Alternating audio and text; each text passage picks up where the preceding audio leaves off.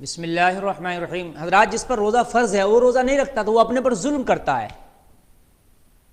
اپنے اوپر ظلم دو اعتبار سے کرتا ہے، ایک تو اپنے جسم پر ظلم کرتا ہے، دوسرا اپنی روح پر ظلم کرتا ہے۔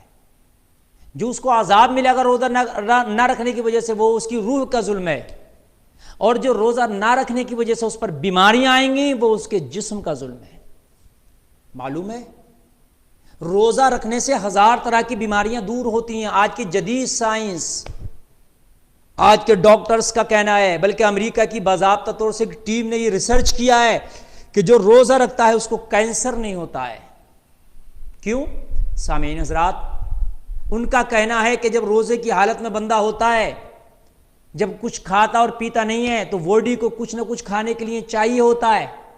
تو جو انسان موٹا ہوتا، فائٹی ہوتا ہے، جس پہ چربی جم جاتی ہے تو وہ چربی پگھلنے لگتی ہے، اور پگھل کے جو ہے وہ چربی کو باڈی کی جو ضروریات ہے وہ چربی پورا کرتی ہے۔ یعنی باڈی کو جو چاہیے ہوتا ہے وہ فیٹ سے باڈی لیتی ہے۔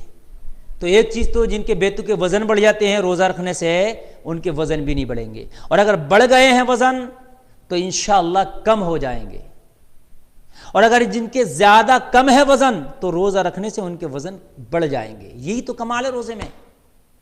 جن کے وزن بڑھے ہوئے ہیں، آپ روزہ رکھیں گے تو جو فائٹ آپ کا جم گیا ہے وہ پگھلنا شروع ہو جائے گا، جیسے برف پگھلتی ہے پہاڑوں کی، وہ پگھل کے باڈی اس سے اپنی ضرورت کو پورا کرے گی تو وہ فائٹ ختم ہو جائے گا۔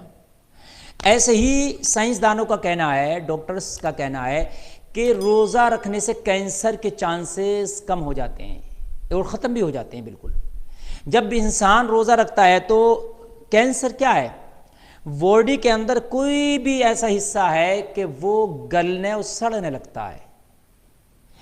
کہیں بھی پھوڑا، دماغ میں ٹیومر ہو گیا، پیٹ میں ہو گیا، تو وہ کوئی ایک طرح کا پھوڑا ہوتا ہے، وہ خون اس جگہ کا، وہ گوشت، ایک طرح کے اس میں جراثیم پیدا ہو جاتے ہیں، اس کی شاخیں پھیلنے لگتی ہیں ان جراثیموں کی، اور جب وہ شاخیں پھیلتی ہیں تو بدن میں جہاں تک پھیلنے لگتی ہیں وہاں تک وہ کینسر کا اثر ہونا شروع ہو جاتا ہے۔ یعنی شروع میں جو کینسر ہوگا وہ چھوٹی جگہ میں ہوگا، لیکن جو اس کے ذرات ہوتے ہیں، جو اس کی شاخیں ہوتی ہیں، وہ جب دور تک پھیلتی ہیں، وہ جو گندی گوشت کی شاخیں ہیں، جو گندا گوشت ہے وہ بڑھتا رہتا ہے، پھر جہاں تک وہ بڑھتا ہے وہاں تک کینسر پھیلتا رہتا ہے۔ تو ڈاکٹرز کا کہنا ہے کہ جب بندہ روزہ رکھتا ہے تو وہ کچھ نہیں کھاتا پیتا ہے، تو وہ جو گلا ہوا اس کا کینسر کی حالت میں جو گانٹ یا وہ گوشت ہے جو گلا ہوا ہے، جو گندا ہے، خراب ہے، وہ باڈی اس گوشت کو ہی کھا جاتی ہے، اپنی ضروریات اس گوشت سے گلے ہوئے سے پورا کر لیتی ہے اور اس کو ختم کر دیتی ہے۔ چانسز آپ کے ختم ہو جاتے ہیں کینسر کے روزہ رکھنے سے۔ ایسے ہی بلڈ پریشر بھی کنٹرول میں آتا ہے روزہ رکھنے سے۔ جن کے ہائی بلڈ پریشر ہے نا، وہ روزہ رکھیں، روزہ رکھنے سے ان کے بلڈ پریشر بھی کنٹرول میں ہو جاتے ہیں۔ ایسے ہی جس کا نفس قابو میں نہیں ہے، نفس پر جو ہے اس کا قابو نہیں ہے، اس کا نفس کا اس کے اوپر غلبہ ہے، اور وہ نفس کی وجہ سے بہت سے کام غلط کر گزرتا ہے، تو وہ روزہ رکھے۔ روزہ ایک ایسی چیز ہے کہ نفس کو کنٹرول میں رکھتا ہے۔ مجھے یاد آ رہا ہے کہ کئی بار حکم دیا گیا ہے میرے نبی صلی اللہ علیہ وسلم کی جانب سے کہ نفس کو کنٹرول کرنے کے لیے روزہ رکھیں۔ تو روزہ آپ کے نفس کو بھی کنٹرول میں کرتا ہے، آپ کی بیماریوں کو بھی کنٹرول میں کرتا ہے۔ روزہ رکھنے سے جو ہے آپ کی بیماریاں بھی دور ہو جاتی ہیں۔ حضرات، اب ایک چیز میں یہاں پر اور بتا دوں آپ کو کہ روزہ رکھنے میں مشینری کو بھی آرام ملتا ہے۔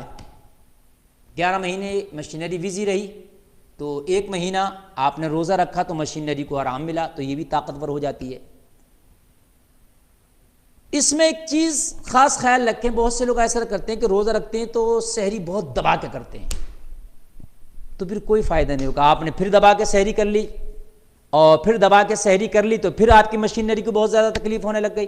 آپ دبا کے سحری اس لیے کرتے ہیں کہ بھائی ہم سحری زیادہ کریں گے تو روزہ نہیں لگے گا، یہ غلط فہمی ہے۔ آپ کتنا بھی دبا کے کھا لیں، 6 گھنٹے میں آپ کے پیٹ کا وہ ہضم ہو جانا ہے۔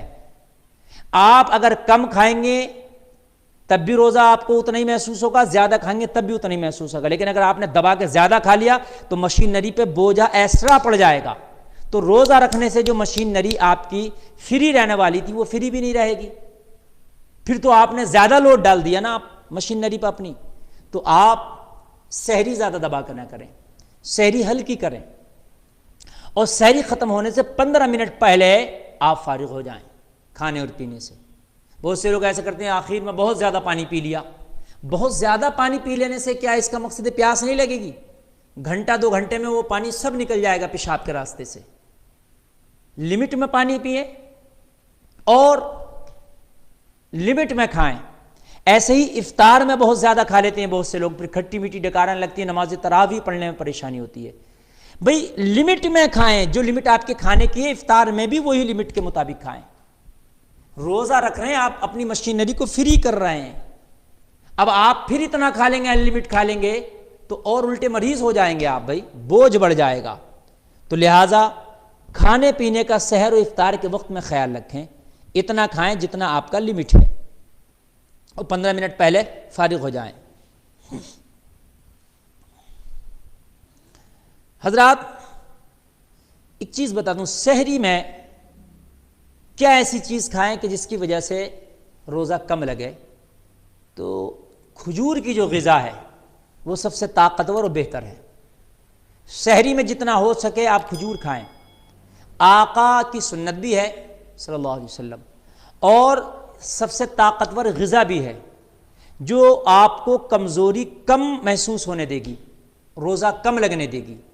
آپ زیادہ سے زیادہ کیا کریں، آپ کھجور کھائیں، کھجور کا استعمال کریں، اور سحری میں یہ الٹی سیدھی چیزیں زیادہ نہ کھائیں، یا افطار میں جیسے فاسٹ فوڈ افطار میں تمام بنا ہوتا ہے، چاؤمین ہے، گول گپے ہیں، یہ سب چیزیں نقصان دیتی ہیں۔ بھوک ہوتی ہے اس وقت، دن بھر کا آدمی بھوک کا ستایا ہوتا ہے تو کھا تو لیتا ہے، لیکن اس کا جو تاثرات ہیں بہت غلط ہوتے ہیں باڈی کے اوپر۔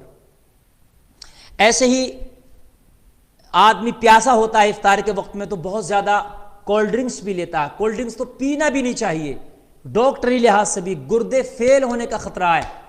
کولڈ ڈرنکس آپ کا گردہ پورے دن کا خالی بیٹھا ہوا ہے، ٹھیک ہے، اور وہ ابھی کوئی ورک نہیں کر رہا ہوتا ہے، اس لیے کہ آپ نے دن بھر پانی نہیں پیا ہوتا، اب ایک دم ہائی ڈوز آپ اس کو دے دیں گے، کولڈ ڈرنکس پی لیں گے، بہت تیز ہوتی ہے کولڈ ڈرنک، تو اس پر گردے کے اوپر بہت غلط اثر پڑتا ہے، تو گردہ کڈنی فیل ہونے کے بھی خطرات ہیں، خدشات ہیں۔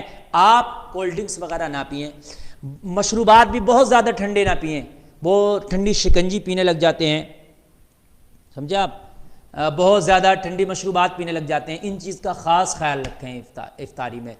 سحری میں بھی اس چیز کا خاص خیال کر رکھیں کہ زیادہ ٹھنڈی مشروبات نہ پئیں، نہ ہی افطار میں پئیں۔ یہ چاؤمین، گول گپے، اٹری مٹری اور یہ چپس وغیرہ اور آپ کے کچری وغیرہ تلتے ہیں، ان چیزوں سے گریز کریں، اس لیے کہ یہ چیزیں جو ہے بہت نقصان دیتی ہیں۔ روزے میں مزہ تو لگتی ہے، ہم کھا لیتے ہیں، لیکن ان کا نقصان بہت زیادہ ہے، سمجھ رہے ہیں آپ؟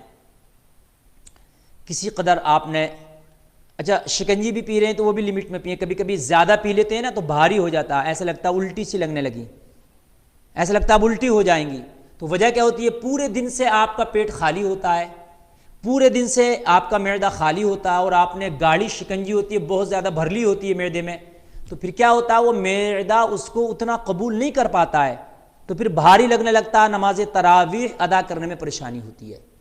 تو لہذا سامعین، سحر اور افطار اتنا کھائیں جتنا عام دنوں میں کھاتے ہیں، اور سحری 15 منٹ پہلے ختم کر دیں، اور بہت زیادہ نہ سحری میں کھا لیں پی لیں کہ روزہ کم لگے گا، اس سے اور نقصانات ہوں گے۔ جو لمٹ ہے آپ کے کھانے کی وہی کھائیں۔ واللہ تعالی اعلم بالصواب۔